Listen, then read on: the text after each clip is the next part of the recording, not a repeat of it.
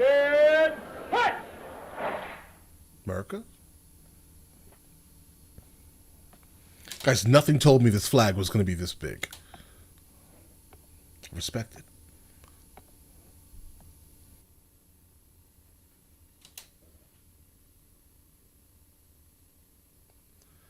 I think this actor's eyebrows are in fact fake. They are.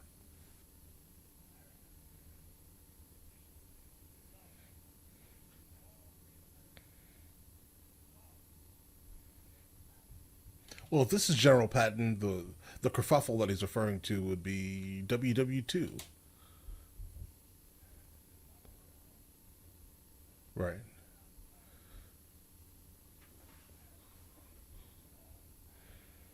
I mean, I think nowadays people do, in fact, tolerate losers to a certain extent, at least. And that's the crazy part about how we have devolved as a society.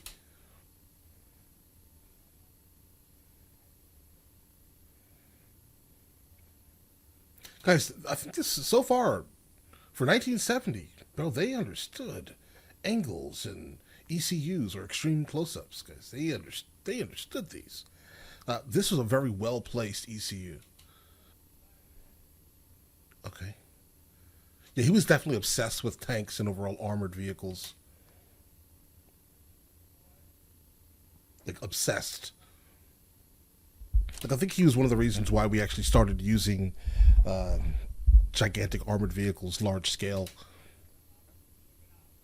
If I recall, at least.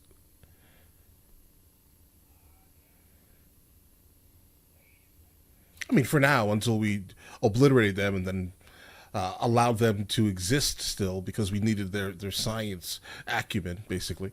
We just basically brought them into the country because I don't know, we kept them alive.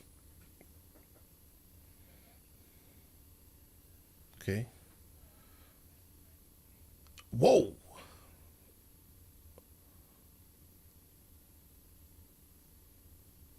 Okay. Let's go. Wait, was this the speech he gave to the Third Army? I think it is.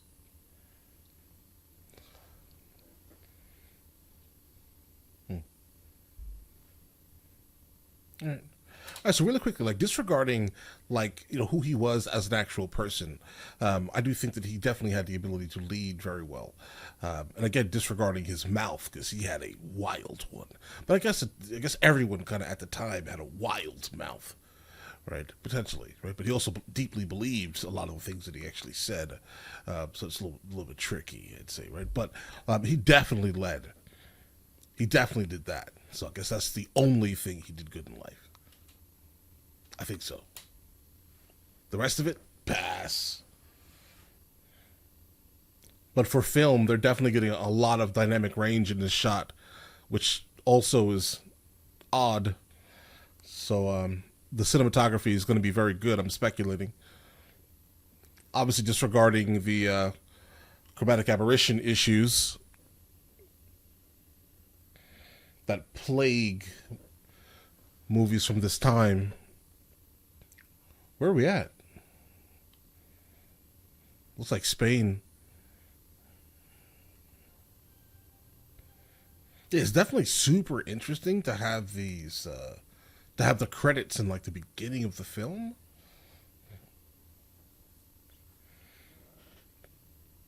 I think the set design is also very good, guys. Hold on, guys. Okay, okay, listen, hear me out. Hear me out. When I said, bro, is this Spain? Could this be Tunisia? I don't know about that. The reason why I'm pointing this out here, I'm stopping it, because apparently, Segovia, Spain, filming location. They filmed in Madrid, Spain. They filmed in Almeria, Spain. Like it looks like Spain. I see this. Like for example, a lot of the movies that I've seen at least that are related to something to this here. or not even the topic itself, but just whenever they're looking for a location like this that has a very lax like filming restrictions, they just go straight to Spain, bro. So like everything looks like Spain because then it ends up being Spain. That was surprising to encounter, actually, guys. But all right. Yeah, bro. Nah. My tell you a funny story about this area here. There's a castle that someone actually like purchased to live in for themselves, right? There's a lot of like really close to this area here where whenever you start seeing these white like mountains and things, there's a road that goes through here. There's a castle in this area that someone bought and turned it into like a three bedroom, two bathroom house. It's brilliant, guys. I just want to point out that there's something interesting in this location, actually. And a lot of like ancient Phoenician artifacts and things are scattered everywhere. So like if you ever go to this area here specifically, you will encounter like a lot of things that are just hidden and they're not protected at all. They're not even really considered a UNESCO World Heritage Site, but outside of that castle that I'm referring to, it's in a very small village. There is absolutely a lot of Phoenician things. So if you care about ancient Phoenician history, you can find a lot of cool things in this area right here. That's it. And because we're generally as a culture extremely insular, it's easy to fool us Americans because this really doesn't look like Tunisia, guys. And there are no camels.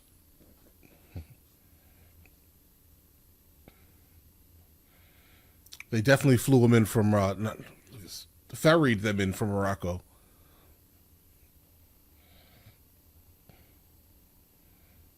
A 1940s Willis.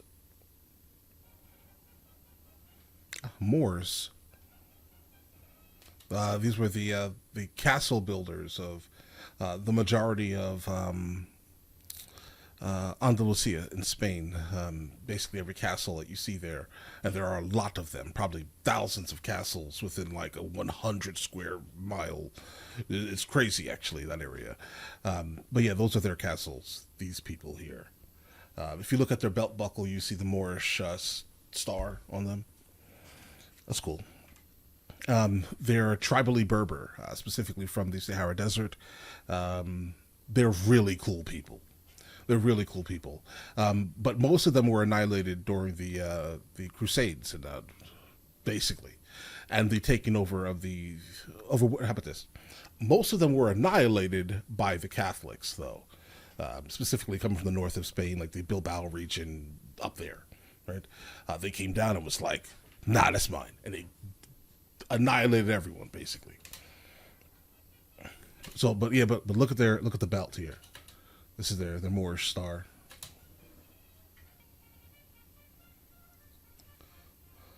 I'm not sure that actor is from this area.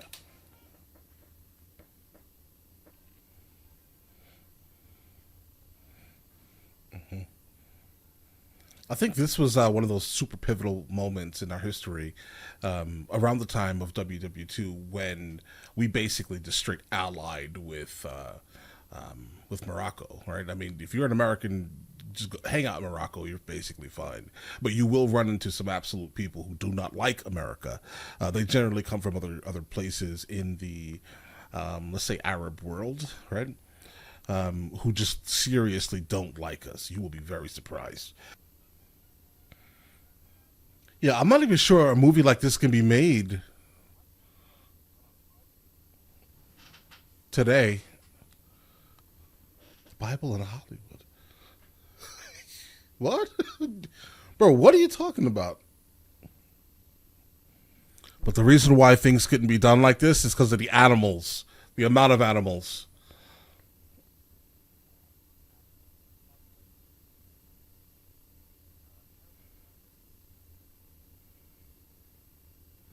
There is a lot of like secondary dubbing that's happening here. It almost sounds like there's Like there were issues with the main source recording, and they had to go in later in the studio to basically fix audio. That's what it sounds like that's happening in a couple of scenes.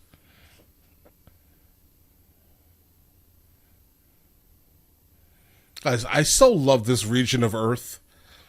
I love this place. Well, not specifically this place. Bro, they 100% just ran over a chicken. Like in the real movie. Like in the real movie.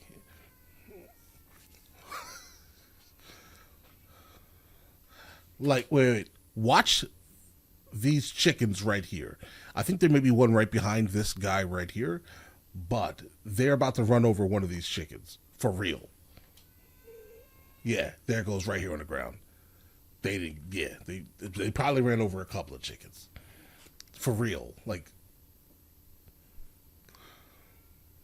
bro, don't run over the goats, the sheeps, and the guy.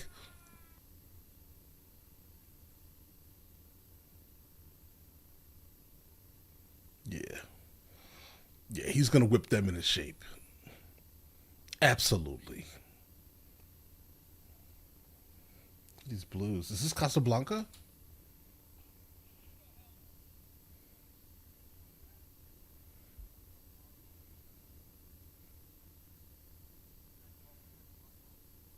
Oh.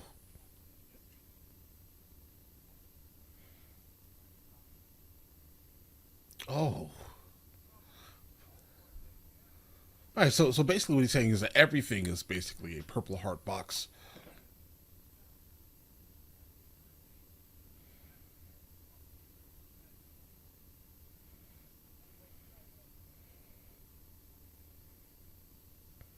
Don't worry, you're gonna get it.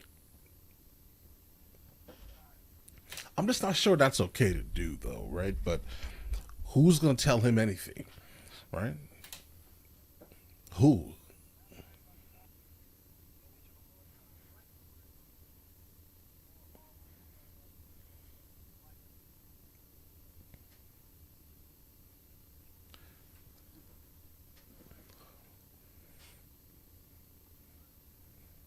No leadership, bad leadership, right?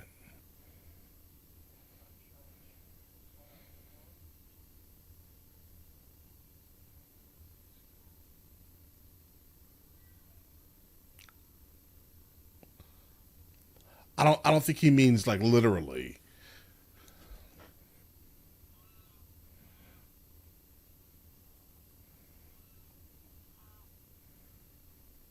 Guys, what I enjoy the most so far is that they're literally filming in a real location.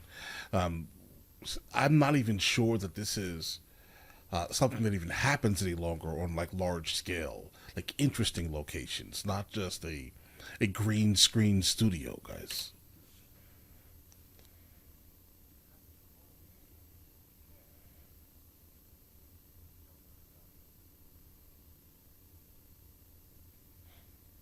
Okay, with this level of detail that he is bringing to this absolutely, let's say, lazy, slightly lazy platoon here, right? Yeah, there could be changes. Absolutely, there are absolutely going to be changes here, guys.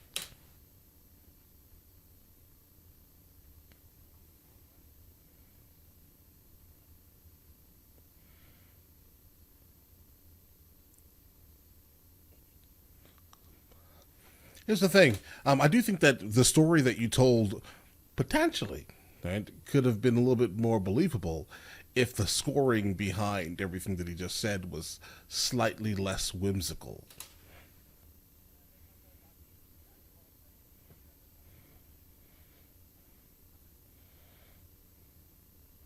Whatever he just said was pure evil. I don't know what he said. It sounded like it.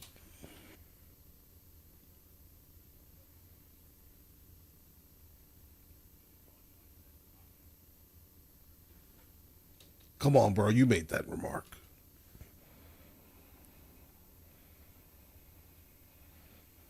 Completely fearless.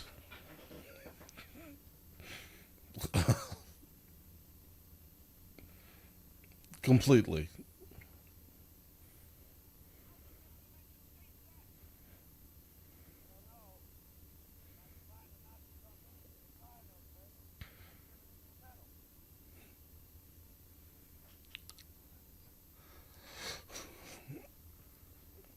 They're probably going to get one.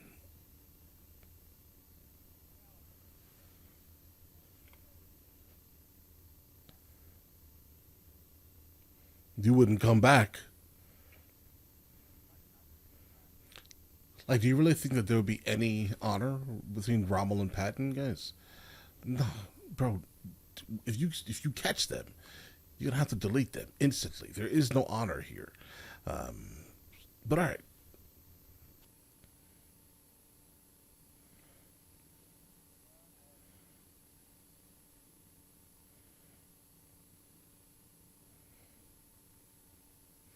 yeah, guys. These desert burials always creeped me out because, guys, one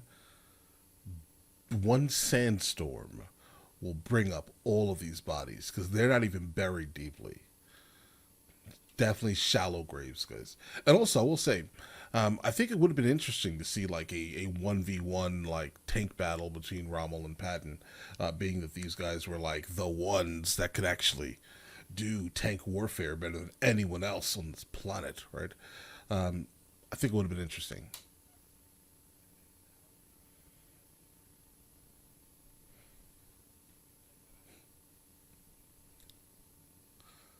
Well, did you like do background research on Patton? Probably. That makes sense. Know your enemy, right?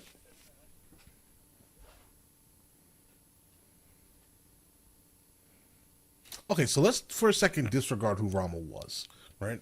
And what he represented, though he kind of behind the scenes didn't really agree fully with what the mustache man was actually doing. Kind of the entirety of the kerfuffle, right? Rommel actually didn't agree with any of it to a certain extent, right? But the interesting aspect here is he had some really good quotes.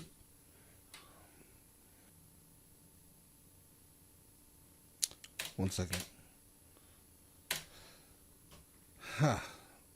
This exact headdress that they put onto this donkey here reminds me of how, like, the donkey taxis do. Almost exactly this in a place called Mijas in Andalusia, Spain. It's slightly north of Benalmádena. But this looks identical to this, so I'm guessing that's what that probably is.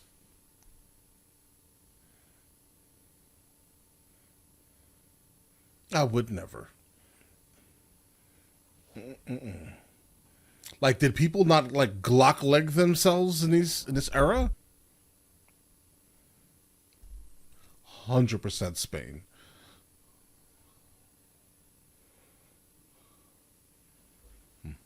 But there are definitely snakes. So I wonder how many of these people got bit because this is where the snakes are. Exactly here. And they're poisonous.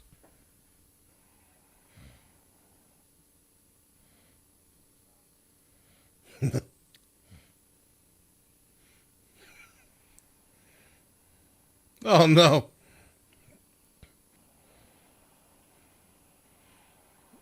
Bro, where are the British at?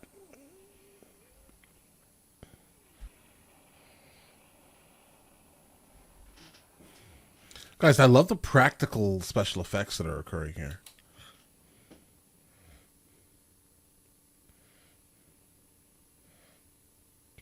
Like, I would definitely like to see a modern movie made like this. It would be great, I think.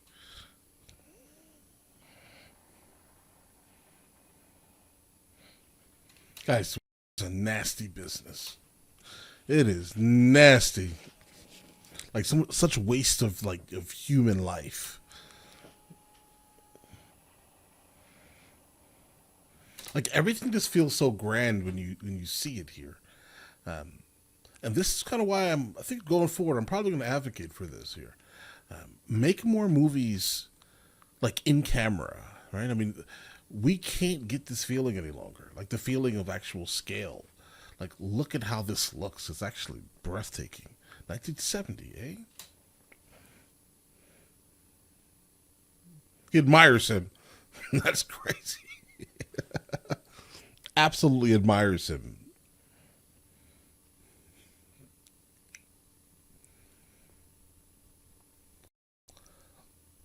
Ideology, a lot of the times, right? I mean, this is what we're kind of having a kerfuffle over currently, right? Ideology got him deleted.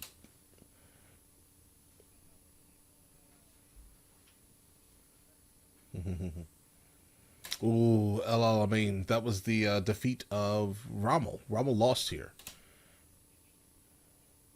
Wait, was that the end of Rommel?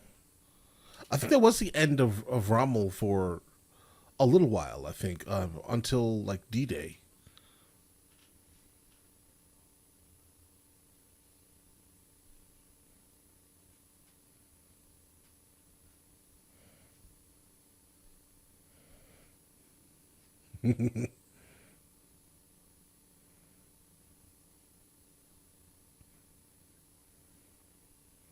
Yeah, favor for now, guys. Um, how far are we in? Um, yeah, we're gonna break here. We're gonna break here. All right. So here's the thing. Rommel was interesting, right? I mean, yeah, was he the mustache man's favorite general? Yeah, it was. That was the best buddy until he realized that he really didn't care for him at all, right? There was a group of people basically in the organization of the Mustache Man and his people, his cohorts, who wanted to basically annihilate the Mustache Man, but it failed. All right, it definitely failed when they tried to do that, and by doing that, they were captured. They were basically, poked and prodded, let's say, until they gave up all types of information. And who do they mention? Rommel. And by mentioning him, the Mustache Man was like, "Oh no, I can't even dare to let the German people know that this may be coming from the inside, the higher ups." So the Mustache Man basically told him blatantly, "Either you come here and defend yourself, or I will, or you delete yourself, or you stand trial in public where you're guaranteed to get the sentence and have your family destroyed, right? Going forward, your family is not going to be ever live decently in this country." So he ended up basically Rommel ended up deleting himself with like a cyanide pill, and the German public was told that he was annihilated in an attack on his convoy, vehicle convoy, if I recall at least. Such an interesting thing, but keep this in mind: Rommel didn't 100% back every single thing that the Mustache Man actually espoused. Let's say.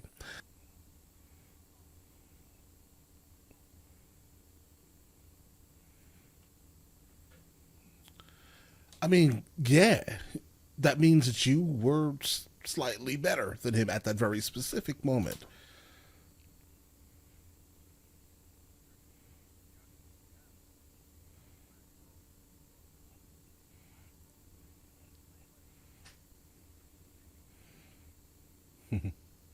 He's such a wealth of like old war history.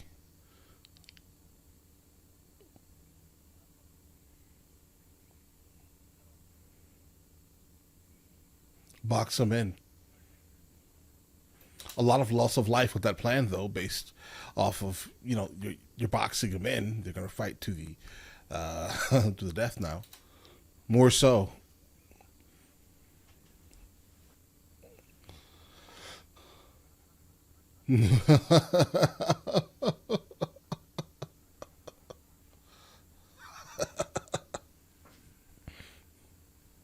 Like every time he speaks on that, it's just like the oddest thing in the world to hear. Actually,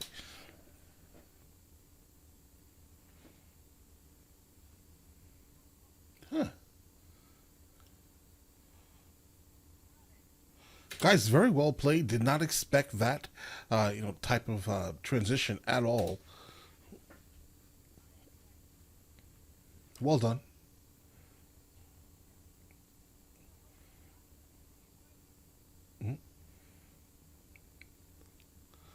And that's kind of my concern when I said loss of life earlier.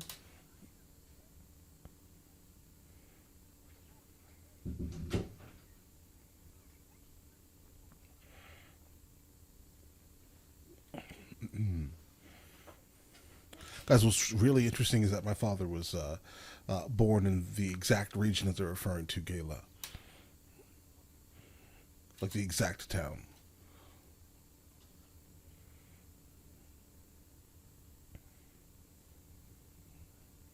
Guys, this is a really beautiful shot, and obviously these warships are actually here. Like this is not placed in within the frame. Like these are actually here.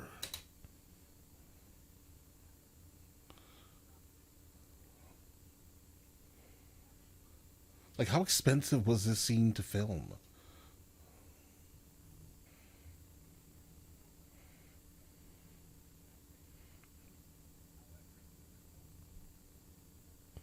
Guys, I'm definitely glad we're getting kind of the inner workings of what actually went on during these battles, because I could definitely tell you I would have never known that they were both studying each other. But I guess it makes sense. I mean, if you're both generals, basically, or equivalent generals, of course you're going to want to know who your enemy is exactly. Um, I definitely like the fact that we're seeing the inner workings here.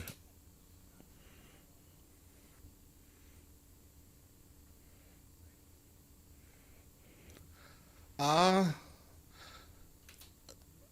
bro, you are. It seems it, at least.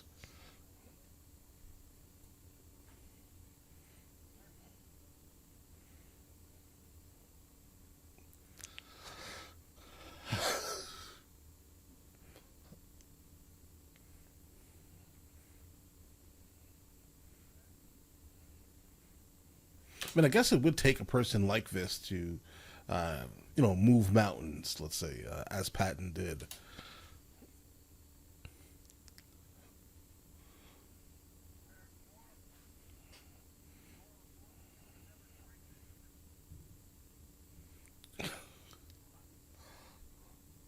How much did this movie cost, guys? Let me research it. All right, so really quickly, just quick research here.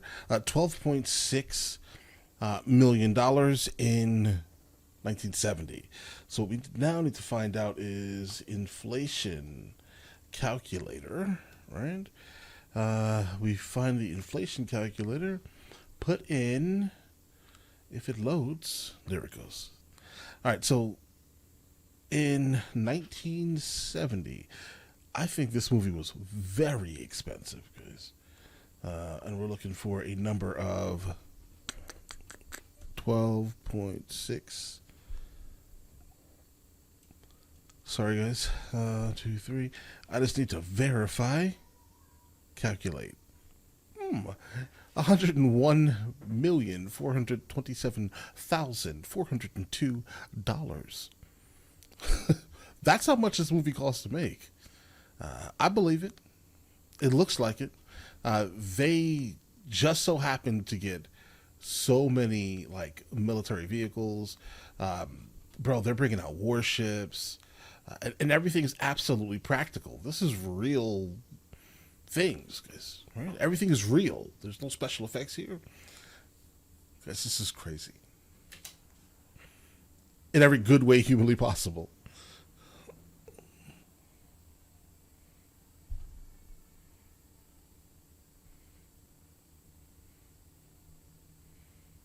This doesn't give him his fourth star, though. No, I don't think so. I'm still trying to kind of place the year.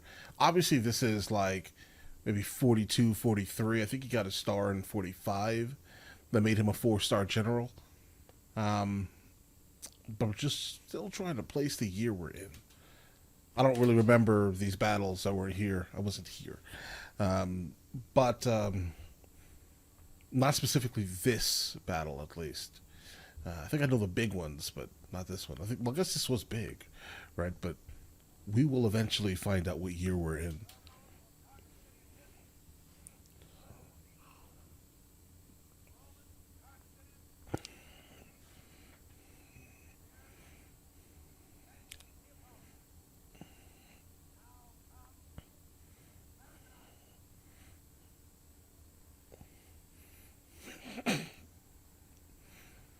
I think Sicily in general, not just Palermo, but like Sicily in general has had a rough past, guys.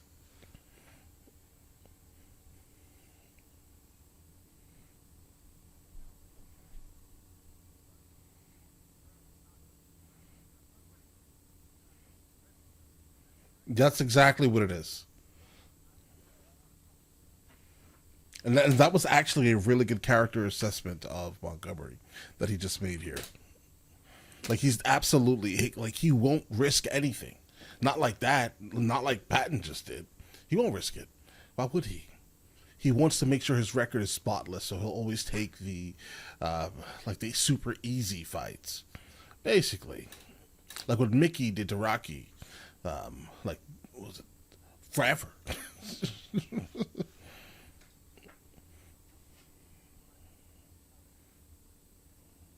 Okay.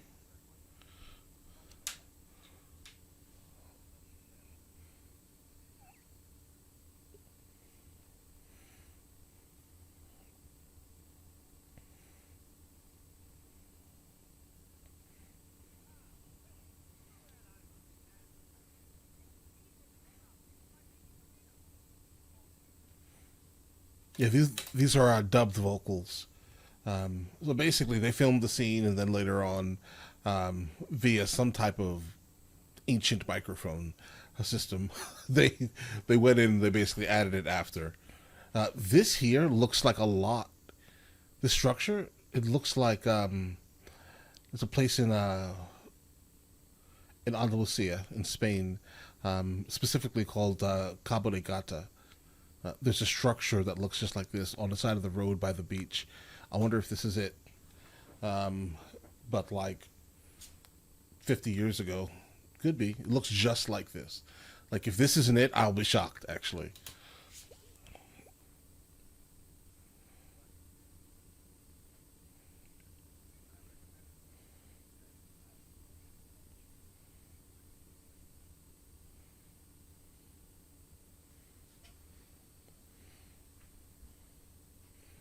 you're gonna have to do the impossible, and don't call it impossible.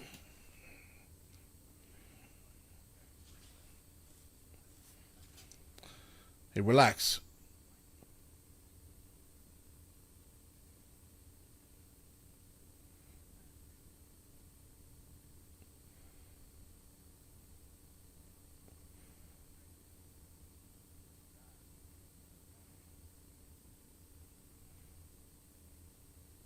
Oh, he said that.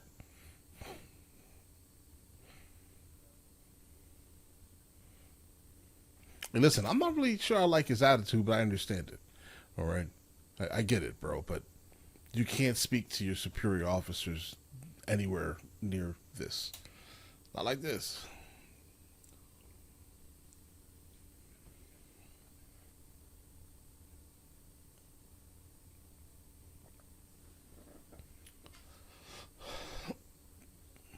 They get obliterated.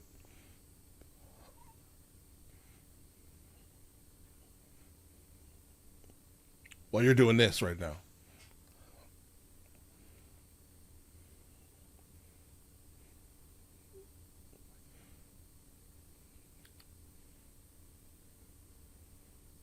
Careful.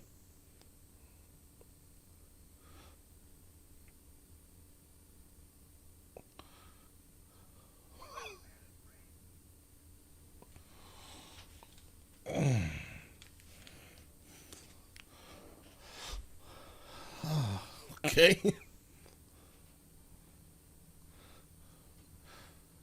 Like guys, based off of a couple of things, I feel like those are really like expired donkeys. I believe it because like I mean they just freely run over chickens.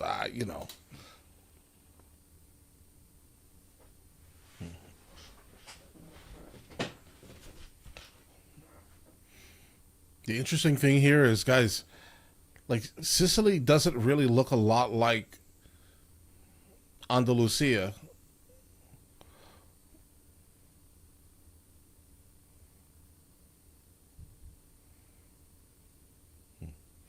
Was PTSD called battle fatigue back in these times?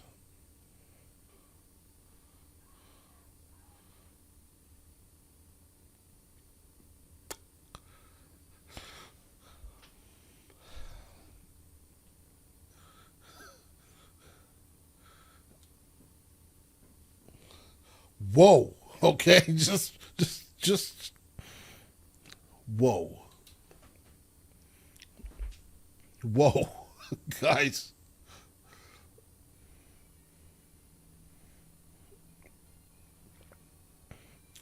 I find it interesting that a British uh, officer, right, is being trailed by bagpipes.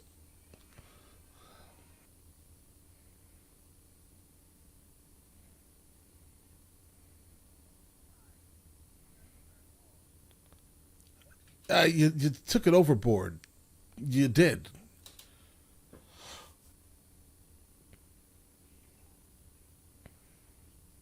Yeah,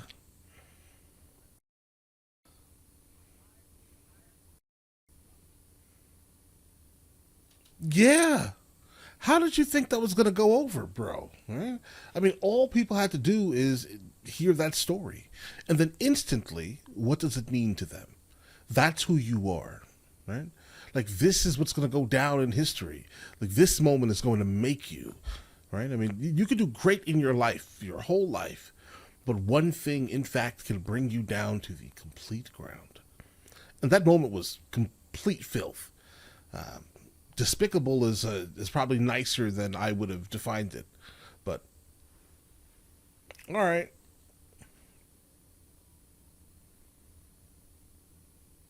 this is why I was asking you. I guess I asked more like, um, was battle fatigue the same thing? Because I recalled instantly the last time he was in some type of like triage. He blatantly said anyone with battle fatigue needs to get out of here because they're cowards.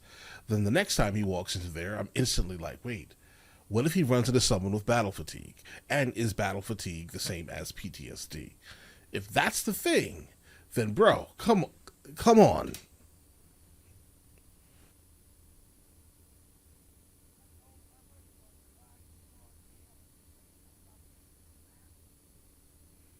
You sent him directly to the front of the front line, okay, to have him obliterated. That's what you did, bro. Yeah, harsh and cruel.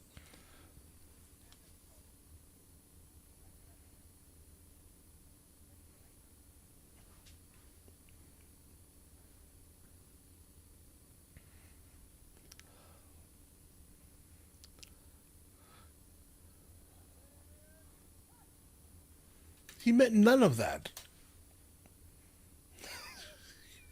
Not even 1% of that did he mean.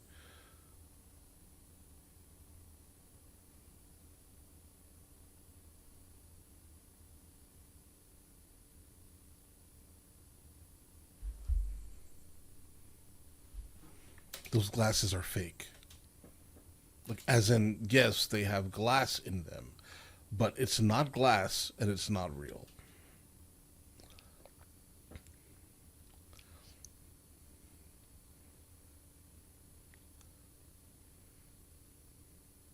You got to get to the third, bro.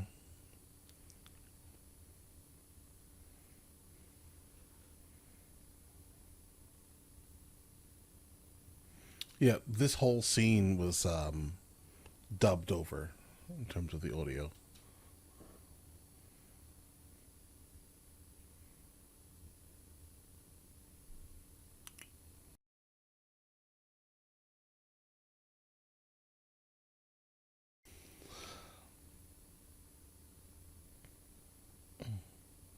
Yeah, he is.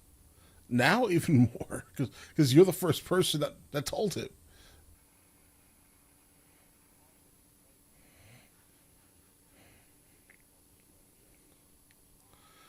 Bro, Patton is like a. How do you say this? Patton is like a American brute while also being sophisticated and cultured enough to be what sounds to be fluent in French. Guys, such an odd thing to encounter.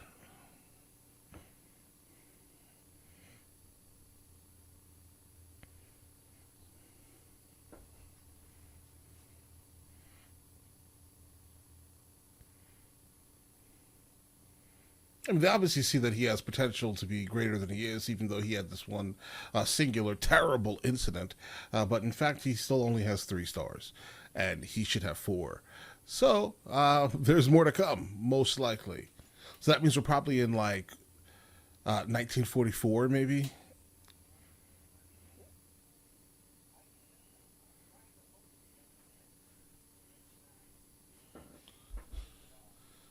Well, I'm sorry. Oh, just let me get that. Just let me get this out.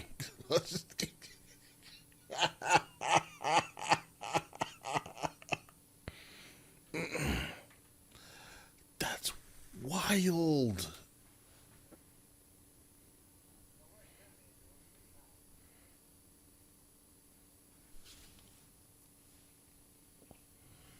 That's valid. That's incredibly valid.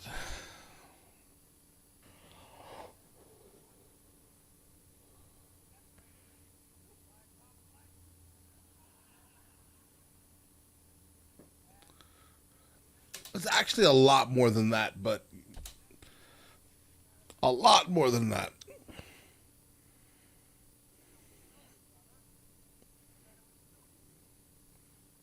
Like, bro, we speak the same language, kinda, right? Let's just start right there.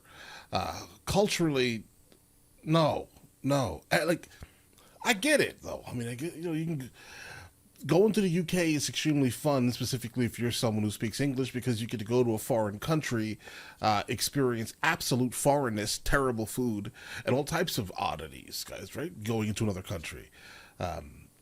It's a benefit when you can speak the language. But some of the best countries you'll go to are countries where your language is not dominant. Let's just be real here, guys. All right?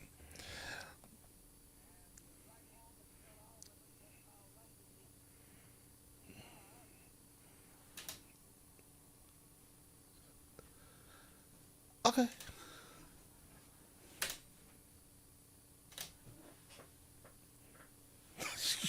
bro.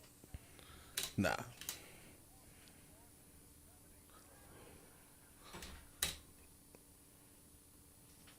nah, bro. You just saying anything. You're just saying anything right now, Patton.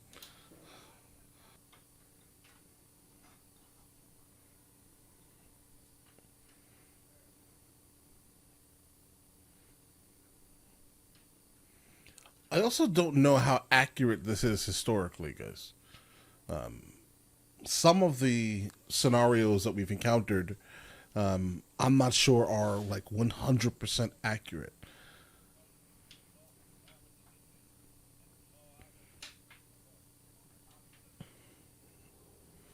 Oh, what I've always found interesting about D-Day, specifically on like Rommel's end at least,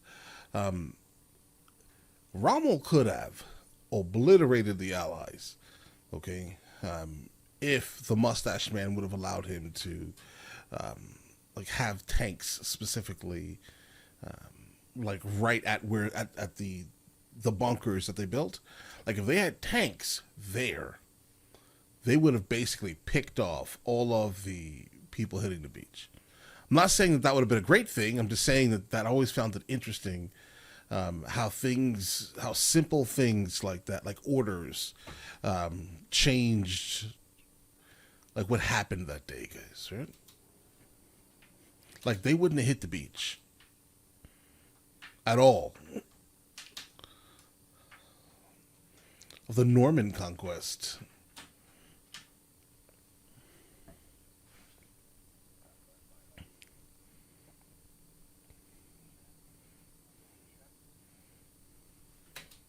Foreshadowing, because he will get another chance. He has to command the Third Army. I think in France. Is it France?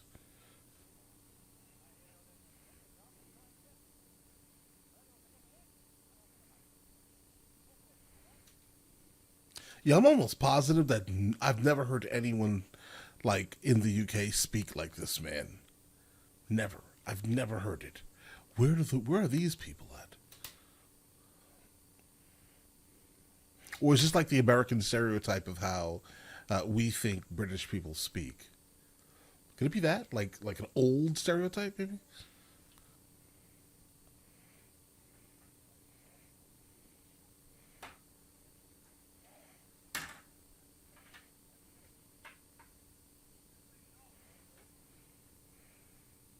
Oh, okay. So we're coming up to the end. Like if that just happened, um, then those people a couple of days ago, those people are soon to be captured, and then they're going to give up Rommel's name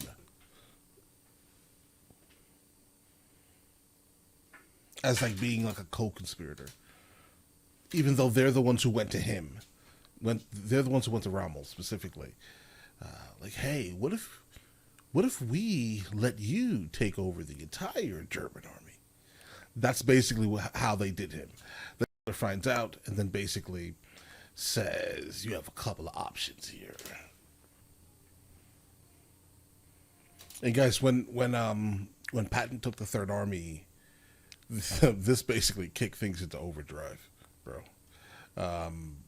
Yeah, he was basically back to back. So yeah, he was down for a moment, right? Then he comes back with the Third Army and just demolishes everything. I don't know how the movie's going to portray this, right? But that's what happened. Again, I'm not sure that I would personally, if I was in Patton's position, I'm not sure I would actually be. Uh, I would want to be associated. Wait, okay, huh? Yeah, like I would not put my rank on the outside of my vehicle, bro. I'm telling you, don't do that. Well, I think that's just the arrogance of Patton.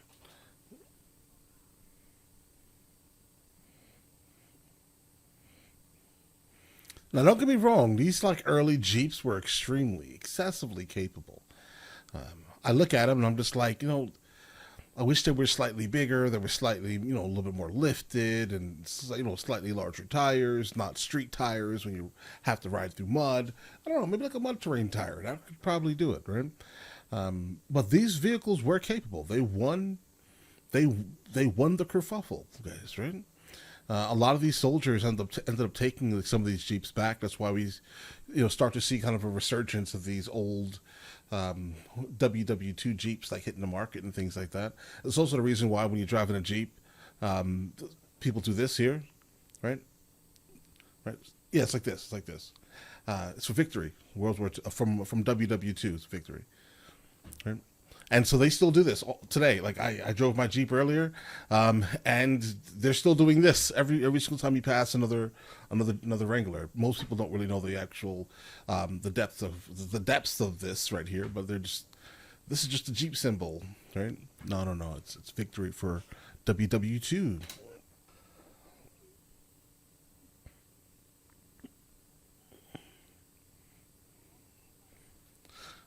Like I think the second biggest enemy. Don't get me wrong. The Germans were in fact Patton's enemies.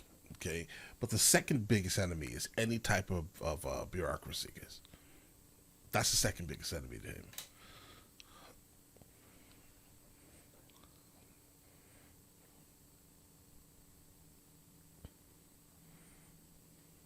Yep, yep.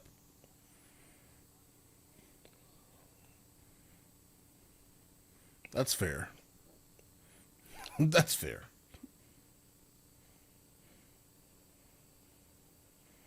Bro, how many tanks were destroyed for this movie? What?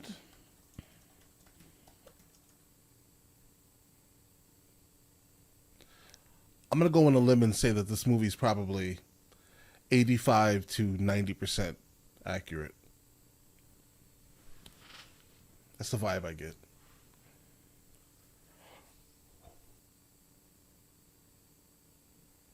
What's the purpose of that thing that Patton generally holds? It's like a stick with a a circle at the end of it. I've seen this in like a lot of old things, right? Like images, for example, but I've never understood the purpose of it.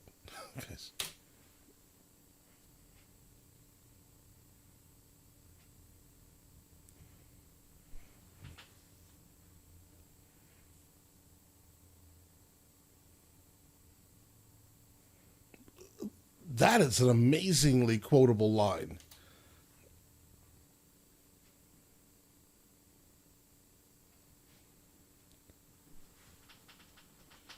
You love, you love. Okay.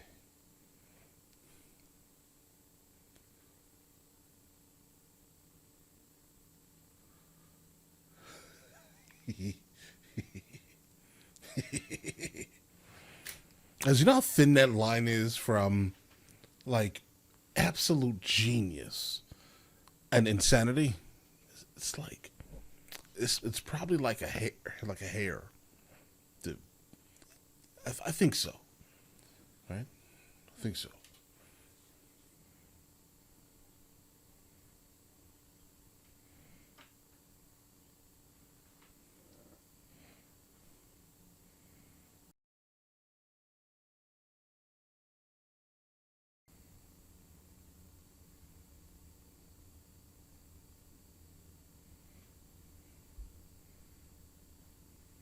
Bro, to be honest, you're really not that. You're really not in serious trouble. I mean, you may be in serious trouble for this very specific battle, but again, they're running out of supplies. Say it. There we go.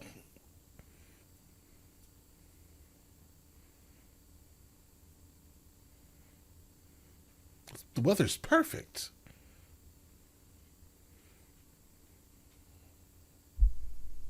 All right. No, he's not. He's not popular at all, but he gets things done, and that's just the reality of things, right? Um, he's not popular. But the issue is that he also doesn't care. He's one of these individuals that only cares about exclusively winning and not really so much about the actual people themselves. I think that's terrible, right? But this is how you get things done. Sadly, America is a nation that absolutely could benefit from chasing after Patton like people. Seriously. Imagine how far we could be ahead if we stopped caring about people's feelings and crying. Yeah.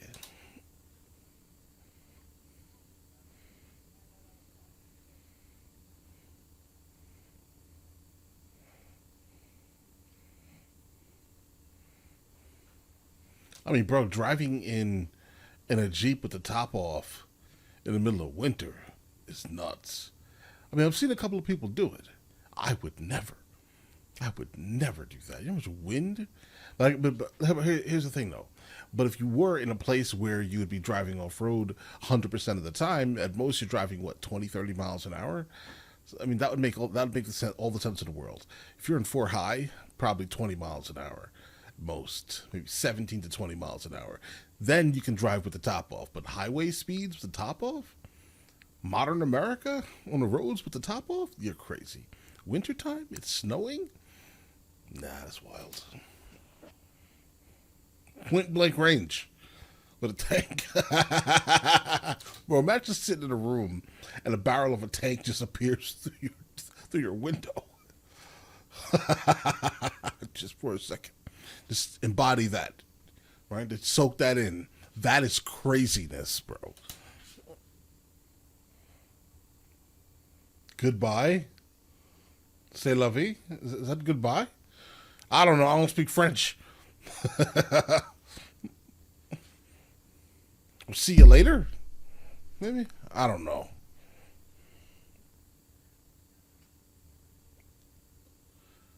Okay. Is that a good idea? I guess if he's saying it, it's probably a great idea.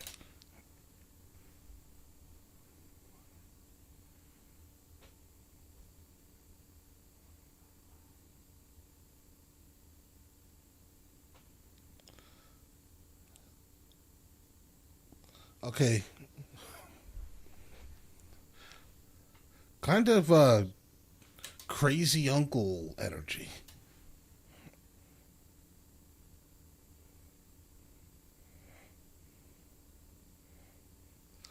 Well, I think it worked.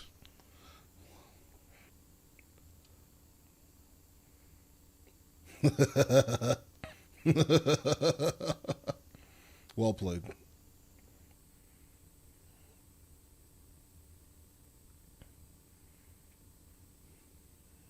You're you're kind of right. Kinda. Yeah, I think he expired in a like a field hospital or something like that, guys. In Germany.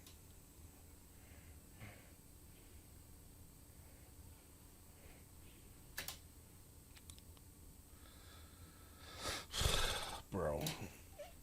You're doing you're doing too much, bro. Bro, are you twerking in this man's face?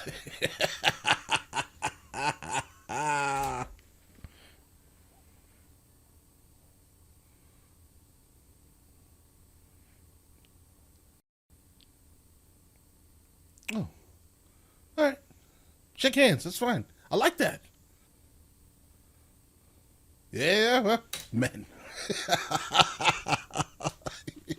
Now, how do you explain men to women? How do you explain it? See, this was a peaceful encounter here, right? This was just straight, nothing more than unbridled masculinity and bravado, right? This is it, men. I love it. I love it. Right, I'll shake his hand. Shake hands now. I don't know about all of that. We can bypass the. And if you would have, and now we have all of those. I wonder where we got those from. I wonder. Let me know. Let's theorize all together. Where do you think we got those from? Huh. Maybe some of the people that were in the bunkers, like the officers and the scientists and the doctors, maybe the U.S. government didn't care that much about the actual principle of why they were entering into WW2, right? Maybe they didn't care about that. Maybe they just cared so they could maybe eventually they would give up and have to be forced under threat of deletion or self deletion, right? To have to now work for the United States. Bring that all to us. We'll take that. I wonder. I wonder if they just didn't care and they just wanted the knowledge.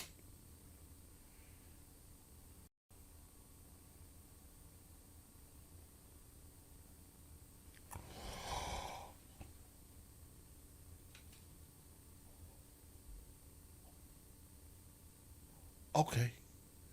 Well played. Well played. Ooh, I wish the director. I have no idea who directed it, but I wish the director would give similar commentary on today. That'd be interesting. But yeah, both cults. Ooh, this is great commentary.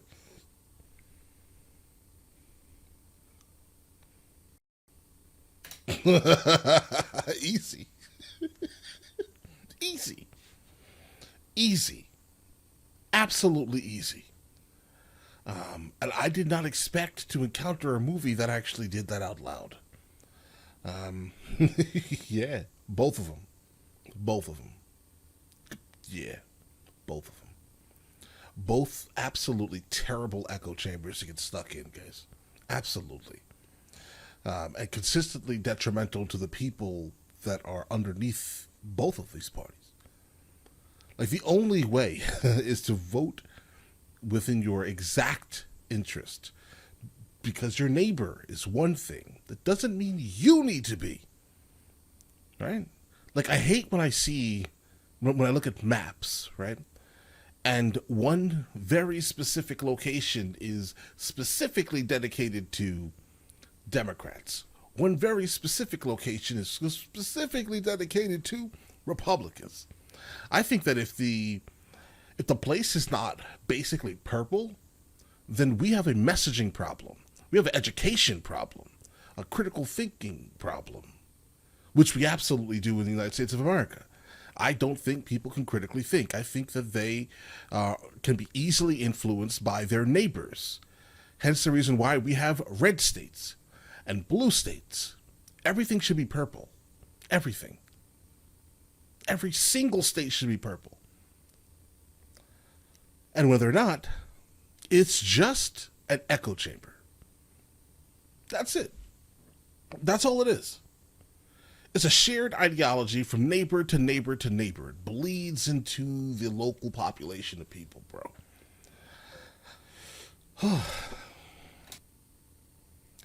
Bureaucracy. Bars. Yep. Oh. Say it louder. He is a little bit.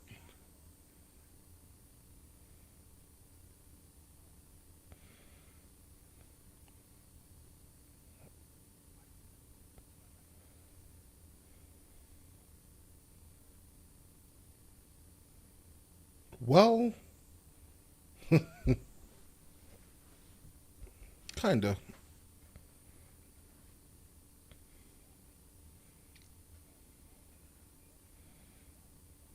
Because without him doing that, he would have not been in the exact position to lead the Third Army.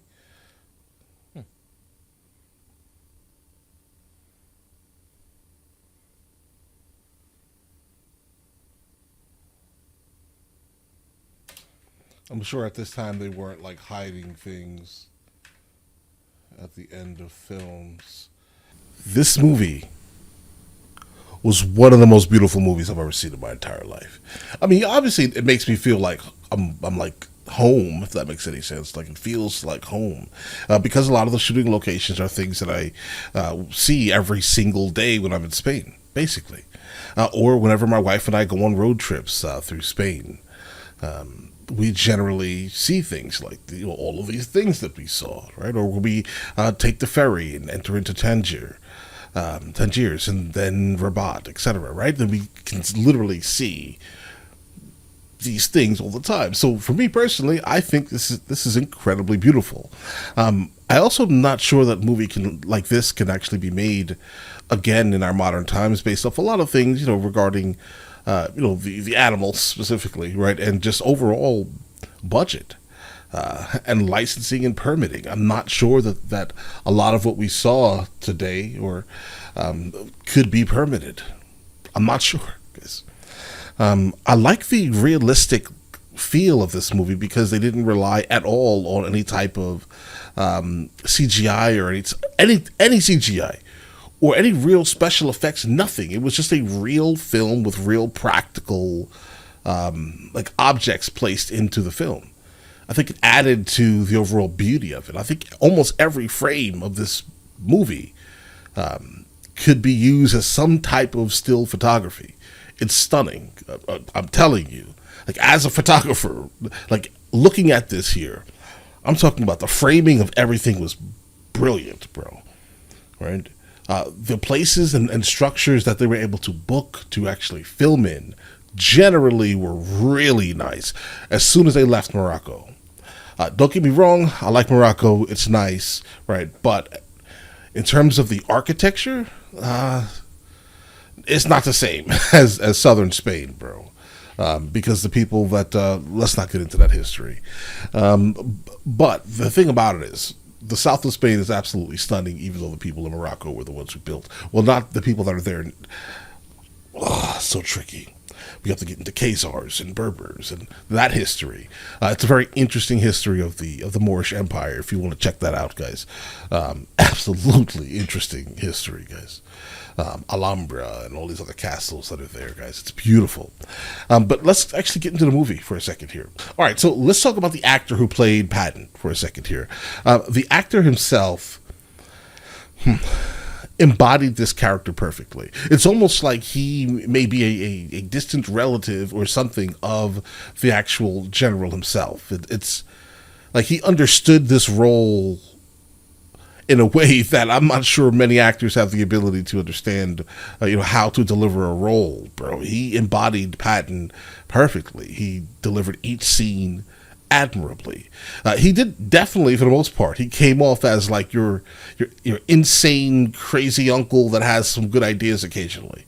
That's what he kind of came off as, guys, right? One thing I also want to point out is just like, this is a man's movie.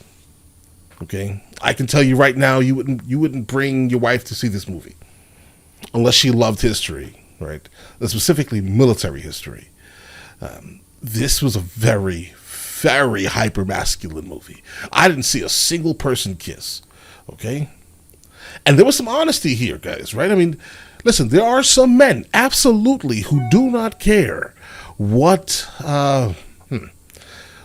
the woman they deal with looks like. There are, and Patton was obviously one of them. I don't know if it was just like the stock of the day. I don't know what it is, but like there were not a lot of like absolutely stunningly pretty women. I don't think back in the day like that. I don't think so. There may have been a total of 10, like within the last, like if you go back like 70 years, I think there were like probably 10, and they were spread out all over the globe, I'm guessing. All right, because I don't know what this was, but his eyes are broken. Okay, that's the vibe I get there. All right, let's see. Okay, now that battle fatigue scene, I mentioned something about this in my notes here. The battle fatigue scene was extremely interesting because I think that can easily become the reality of someone who is stuck in like a war type situation for a really long time. I mean, bro, you can't just tell someone, but I guess you could back in that time, right? I mean, no, you couldn't because he got in trouble for it. So obviously it was wrong back then also, bro. Listen, if this person is starting to literally go crazy, he's not going to help you. He becomes a liability, and now his life just becomes basically forfeit because he's been around this too much. Basically shell-shocked. I'm guessing that's what he meant, most likely. Battle fatigue, shell-shock, PTSD. I think that's most likely what that is, right? That whole thing. Now, him putting his hands on a person, that was wild.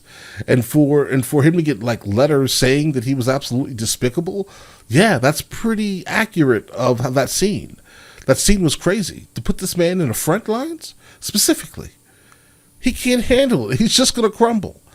He's going to be the first one to be deleted. You're literally sacrificing or forfeiting his life for the sake of what? That's wildness. Let's see. Now, for him to be such a brute, how is he so sophisticated? And what I mean by this is that, like, look at every single place that he basically stayed in. And he specifically targeted places like this to stay in because he felt the most comfortable, in these highly sedity places. And I find that incredibly interesting, but I guess that would come from someone who's a general, who speaks multiple languages, French fluently. So he spent a lot of time in France. He understood the absolute elitist mentality that occasionally runs through France. For some reason I never understood. I've been there and it's dirty, right? France is absolutely filthy. Well, how about this? Paris is filthy. Okay, don't go to Paris. Don't waste your time. There's actually like a mental condition that you can like get. Right? I think it's called Paris syndrome. Google Paris syndrome. And I think a lot of Americans end up getting Paris syndrome if you go to Paris. If you've never been to Paris, just look at the pretty images, okay? Just look at the pretty images. Because once you go, you're going to end up getting Paris syndrome like almost everyone gets when they go there for the first time. It's not what you think it is. Okay, whatever these images are that they're trying to sell to us Americans, okay, it has broken us to the point where in your head you're gonna You're speculating it's going to be this highly romantic, beautiful, clean place, cafes on the corner. Those exist, right? But it's going to be dirty and it stinks and people are rude. Okay? It's going to be dirty, it stinks, and people are rude. Remember that. Okay? You're going to end up with Paris syndrome if you go to Paris. Well, Patton specifically spent a lot of time in France in general, to the point where he spoke French fluently. And I found that interesting that he played a character of such a hyper masculine, general, but then exuded so much class at the same time. When I say he's a crazy uncle, how I came up with that is he keeps talking about being reincarnated, right? I find that incredibly odd to encounter. I get it, bro. You think that you were 2,000-3,000 years old fighting in every single battle that has ever happened. You were destined to do this, basically. His life is this. I'm guessing this is also the reason why he didn't live much longer. They didn't show his extinction or his expiration, right? But he definitely expired pretty soon after he got his 4th star, right? And at the end, you see his 4th star. So just keep that in mind here. America. Let's have a conversation. I think America would be so much further ahead if we specifically targeted people that had the same energy as Patton. That's it. What built America were people like that. Like that. I'm sorry, they weren't sitting here talking about their emotions, bro. They weren't sitting here crying in the corner. All right? They weren't weak. They weren't. And that is what we need more of. If you want this country to succeed, we need more of that. Not TikTok culture. Let's just say that. Look on TikTok and just scroll the main page and you'll see why I hate TikTok. All of it. Okay? Just be honest here. All of that made us weak. And for some reason, we're just embracing the weakest aspects of our society and then pushing it forward. The weakest, smallest percentage of our society and pushing it forward.